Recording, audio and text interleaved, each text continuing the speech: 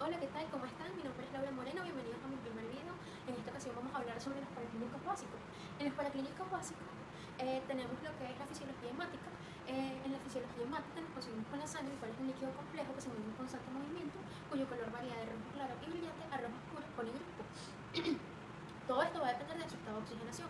Esta se encuentra contenida en los vasos sanguíneos y en las cavidades cardíacas. Bien, la sangre es un líquido bastante espeso que se encuentra compuesta por una porción líquida, el cual se denomina plasma, en la que se encuentran suspendidas tres tipos de células, que son los eritrocitos o glóbulos rojos o hematíes, los glóbulos blancos o leucocitos y los trombocitos o plaquetas. Estos elementos formes representan el 45% del volumen total de la sangre, que es lo que se conoce como hematocrito, mientras que el otro 55% está representado por lo que se conoce como plasmacrito. En cuanto a las funciones de la sangre, tenemos que existen funciones tanto celulares como plasmáticas. Las funciones celulares se encargan de la distribución de gases, de la distribución de células, como los glóbulos blancos, de la distribución de plaquetas, de la reparación de daños tanto tisulares como vasculares y de la distribución de células madre. También tenemos que en las funciones plasmáticas, esta se encarga del transporte de iones, de hormonas, de nutrientes, de eliminar los desechos de la sangre, se encarga de la regulación del medio interno, mejor conocido como homeostasis, y de la hemostasis. En cuanto al plasma, este representa el 5% del peso corporal total, tiene un color amarillo claro, aportado por la bilirrubina, y un matiz opalescente que lo aporta los lípidos. Este color va a variar dependiendo de la concentración de bilirrubinas, hierros y lípidos, y por ejemplo, cuando hay deficiencia de hierro, esta puede obtener un color transparente, casi como el agua. Cuando hay insuficiencia hepática, obtiene un color ictérico.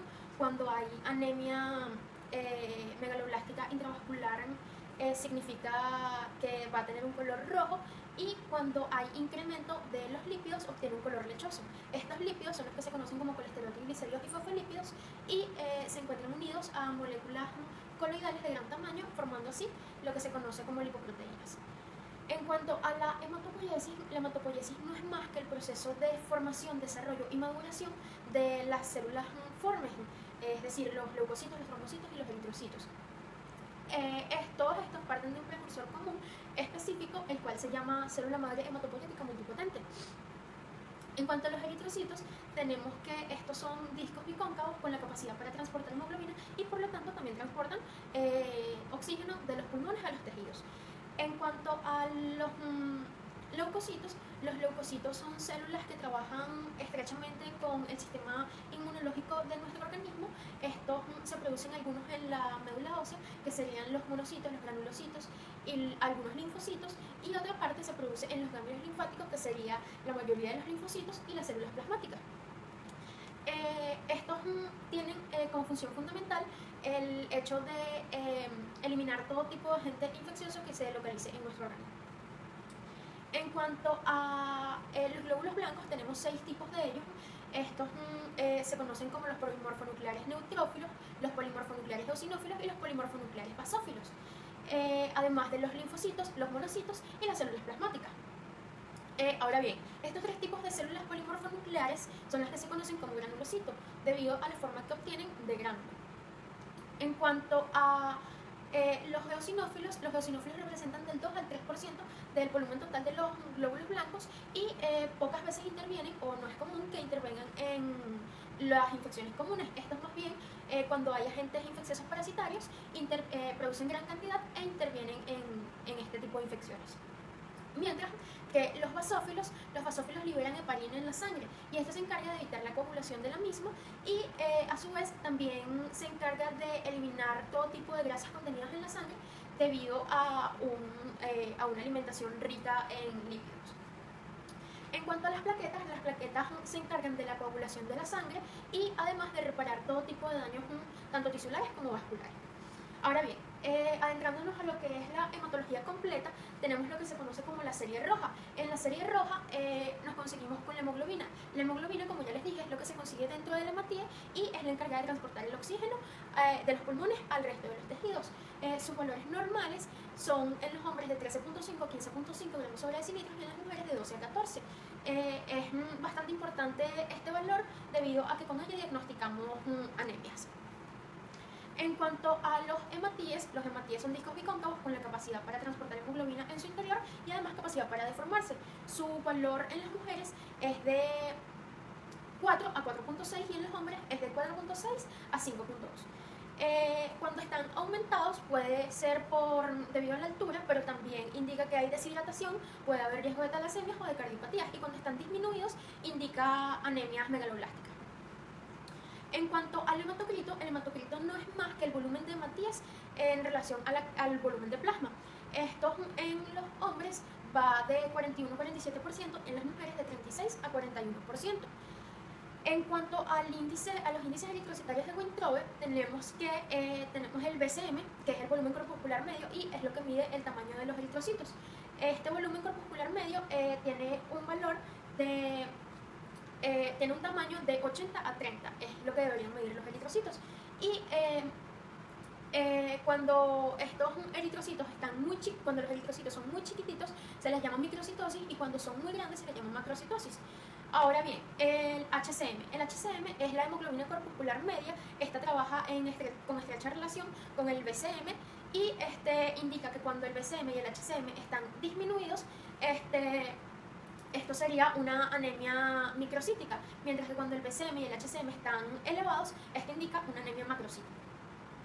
En cuanto al CHCM, es la concentración de hemoglobina corpuscular media y mide lo que es el volumen de hemoglobina por la masa de hematíes, mientras que el anterior mencionado mide el volumen de hemoglobina por cada hematía. Entonces, bien, el CHCM, cuando está alterado se llama hipercromia y cuando está disminuido se llama hipocromia. Y cuando está alterado indica riesgo de anemias megaloblásticas y cuando está disminuido indica anemias ferropénicas. Ahora bien, la serie blanca. En la serie blanca, por supuesto, conseguimos los leucocitos. En los leucocitos totales, su valor normal tiene una media de 7.4 y un rango de 4.5 a 11. Los leucocitos, cuando están elevados, se llama leucocitosis e indica riesgo de leucosis, de infecciones como el parvovirus, el sarampión, la rubiola, entre otros. Y cuando están disminuidos, se llama leucopenia e indica riesgo de enfermedades bacterianas. En cuanto a los neutrófilos tienen una media de 4.4 y un rango de 1.8 a 7.4 gramos sobre decilitros. Los neutrófilos cuando están elevados se le llama neutrofilia e indica riesgo de enfermedades bacterianas y o inflamación, al igual que cuando está disminuido se le llama neutropenia e indica riesgo a enfermedades bacterianas.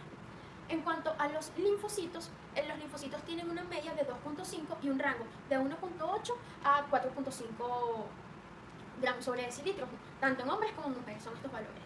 Cuando los linfocitos están elevados se le llama linfocitosis y esto indica riesgo para linfomas, para enfermedades virales como lo es el VIH, el parvovirus, sarampión, rubiola, parotiditis, entre otros. Y cuando está disminuido se llama linfopenia y esto indica riesgo de enfermedades virales. En cuanto a la monocitosis, tenemos que la monocitosis indica convalescencia de enfermedades bacterianas y a su vez indica riesgo de enfermedades que contienen gérmenes unicelulares. La eosinofilia indica cuando hay enfermedades alérgicas, como también indica sobre si hay riesgo de asma, cuando hay rinitis, entre otros. En cuanto a los basófilos indican cuando hay hipersensibilidad en cuanto a comidas o en cuanto a medicamentos. Ahora bien, las plaquetas. Las plaquetas tienen un rango de 150.000 a 400.000. Cuando está disminuido se llama trombocitopenia e indica enfermedades virales o anemia ferropénica. Enfermedades virales como el parvovirus o el VIH. Y cuando está elevado indica trombocitosis y esto puede ser indicio de síndromes carcinoides, de síndrome de Cushing, de hipermegaloblastia, entre otros. En cuanto a la glucosa. La glucosa no es más que el producto del metabolismo por la ingestión de carbohidratos. Esta es la principal fuente de energía en nuestro organismo y tiene un valor normal de entre 60 y 110 miligramos sobre decilitro. Tenemos que cuando está elevado se le llama hiperglicemia y es el principal indicio para diagnosticar una diabetes mellitus, pero también puede indicar pancreatitis aguda o crónica, puede indicar cáncer de páncreas, puede indicar déficit de glucagón, entre otros. Y cuando es una hipoglucemia, puede indicar una diabetes mellitus precoz, también nos indica hipoglucemia cuando está reducido y también indica cáncer de páncreas, enfermedades renales, entre otras cosas. En cuanto a la urea no es más que el producto, es una sustancia que es producto del metabolismo de los alimentos proteicos y es el principal valor para diagnosticar una enfermedad renal por insuficiencia renal. Su valor va de 10 a 55 miligramos sobre decilitros y cuando está alterado se llama hiperazoemia e puede estar alterado en personas alcohólicas, también cuando hay insuficiencia renal, cuando hay tuberculosis renal, entre otras cosas. Y en cuanto a cuando está disminuido se llama hipozoemia y puede estar disminuido en el embarazo o en la caquexia por pérdida de masa muscular. En cuanto a la creatinina sérica es la segunda sustancia nitrogenada más importante del organismo, después de más importante del metabolismo de los alimentos proteicos, después de la urea. Esta trabaja en estrecha relación con la urea para el diagnóstico de disfunción renal. Cuando está alterado, es indicio de enfermedades tanto hepáticas como renales, y cuando está disminuido puede indicar, al igual que la urea, caquexia por pérdida de la masa muscular. Ahora bien, el uroanálisis. En el uroanálisis es importante el diagnóstico, la observación del color de la orina, ya que puede estar anaranjado por pigmentos biliares, puede estar verde y a esto se le llama biliverdina. Cuando está rojo presenta hematuria y es casi siempre cuando hay hematuria en la sangre es porque hay diferentes tipos de patologías, ya sea renales o hepáticas. También tenemos que cuando la orina está extremadamente amarilla es porque está demasiado concentrada o porque hay exceso de bilirrubinas directas, entre otras cosas. Cuando está translúcida también puede ser por una diabetes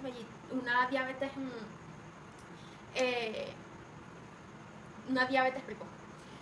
En cuanto a la turbiosidad de la orina debería ser de un matiz translúcido. Sin embargo, cuando estos se alteran, lo más frecuente es que se produzca lo que se conoce como fosfaturia, que realmente es un percance benigno que sucede después de comer o cuando tomamos leche en exceso. Y tenemos la piuria, que se diferencia rápidamente de la fosfaturia porque tiene un olor acre característico de las enfermedades urinarias. En cuanto a la osmolaridad varía de 1001 a 1035. Se supone que cuando hay alteraciones, esta se conoce como... cuando hay alteraciones que está aumentado, se conoce como hiperanuria, y esto es un riesgo de enfermedades como la diabetes mellitus o enfermedades renales, y cuando está disminuido puede indicar linfomas, síndrome de Cushing, entre otro tipo de cosas. En cuanto al pH, el pH oscila entre 4.6 y 8 debido a el tipo de dieta que se tenga y el consumo de medicamentos. Sin embargo, lo ideal es que se tenga entre 5.5 y 6.5. Cuando el pH de la orina baja a menos de 4.6, se considera una orina netamente ácida y esto es indicio de diabetes mellitus, de enfermedades en el tracto urinario, de insuficiencia renal, entre otro tipo de cosas. Y cuando está, también es indicio de lo que se llama cetoacidosis diabética, que es una complicación de la diabetes mellitus.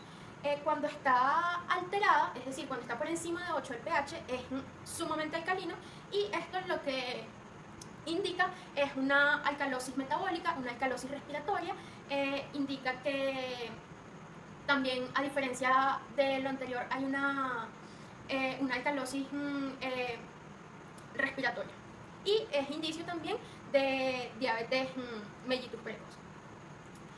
En cuanto a